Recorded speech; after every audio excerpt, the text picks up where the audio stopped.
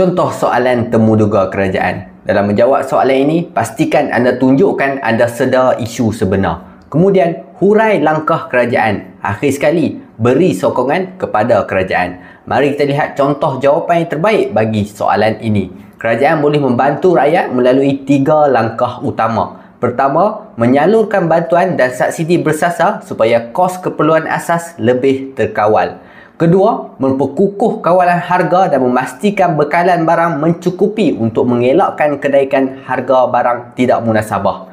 Ketiga, meningkatkan peluang pekerjaan melalui latihan kemahiran dan perkembangan ekonomi supaya rakyat mampu meningkatkan pendapatan. Dengan kombinasi langkah ini, kesejahteraan rakyat dapat dipertahankan walaupun kos sara hidup meningkat.